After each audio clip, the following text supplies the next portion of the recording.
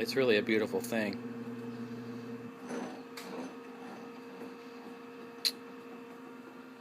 You know, watching the arcades do their thing when they start up, I don't know, something about it. What's up, guys? Jason Hine here, Emulator Review. This is my last and final episode of my arcade overview. This is my Virtua Racing, Sega Virtua Racing from 1992.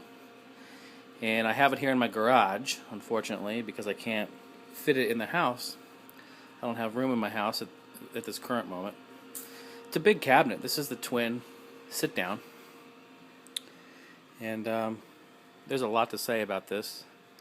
It's a wonderful game. I love it so much.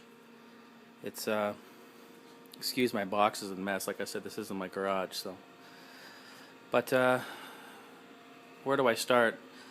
This game really, and I have a review of it on my channel. You can check that out. So I won't get into the history or anything about it, but I will say that this game is one that really stood out to me when I was younger. The flat shaded polygon graphics is something that really just stands out, and I love it even today.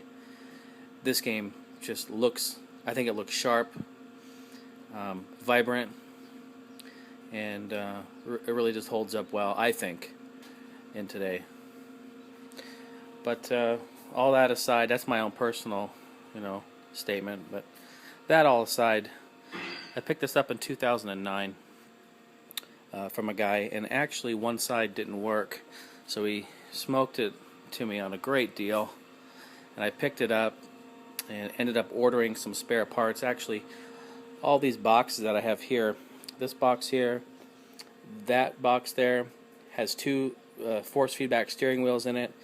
This has two game boards, and in this box, which is a even bigger box, I have sound boards and monitor boards and force feedback boards. So I basically have another complete working game here in boxes, which is really nice because I always wanted this to work, and if it ever went down, I could get it working again. So, but picked this up in 2009, and I ordered some parts and got one side working, and everything works great on it. This is the what's unique about it is that this is the Japanese version of the game. I'll just have a seat here. What's interesting, if you've seen Virtua Racing before, the US version has like a plastic dashboard that actually comes out a little bit. These buttons are out a little bit on both sides, but here it's completely flush. It's flat. It's just a decal. And the buttons are flat, and the start button is flat. It's all flush. Has a paddle shift, but really cool. I love this. Sega Sonic the Hedgehog. I just love that. Just really cool. This is a really neat cabinet. I've done, if you've watched my other videos, then you'll know that I like to take them and put my little touches on them. So briefly, I'll explain what I've done to this one. I did, when they come from factory, they have this like, this nasty like gray flooring. It's almost like vinyl floor. And so I ripped all that out, cleaned off all the adhesive and nasty glue that they used to put it on the wood, and I went and I bought carpet, and I re-carpeted the whole thing. As you can see, I used black carpet. It looks really nice. It's very clean all the way around. I did it on both sides, so that looks really nice.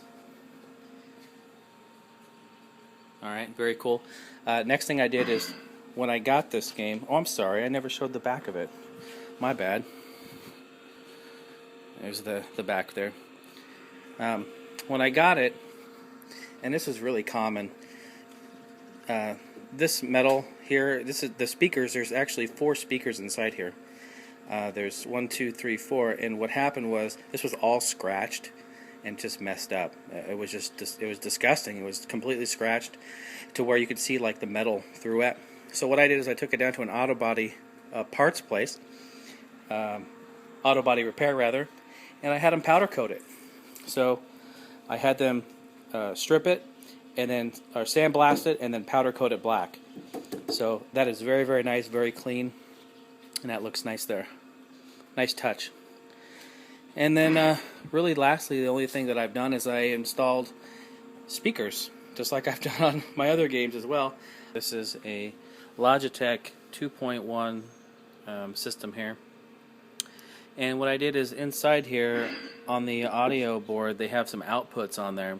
And so I tied into the output and I ran it down right into this speaker here. So basically what we have is what I'm emulating as a surround sound system. And I have a set for the other side, I just haven't installed them over there yet.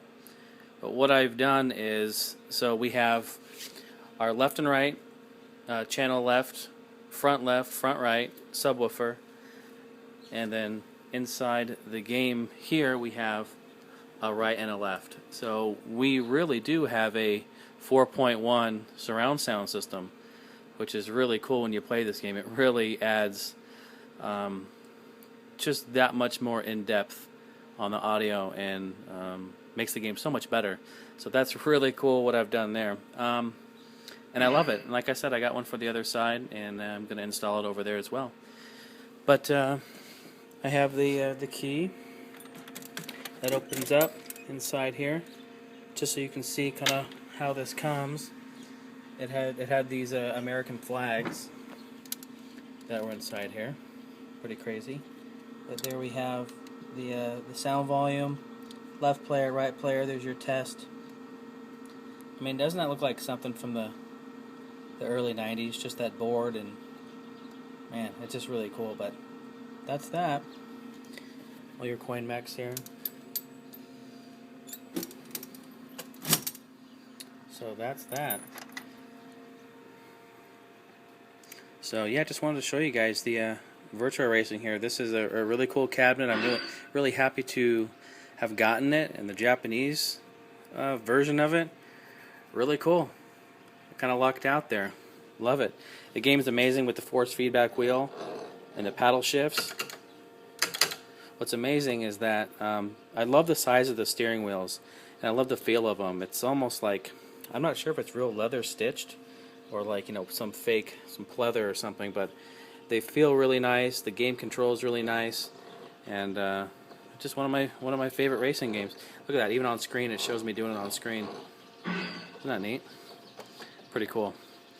Alright, you guys, thanks for watching. Hope you have a great day, and we'll catch you later.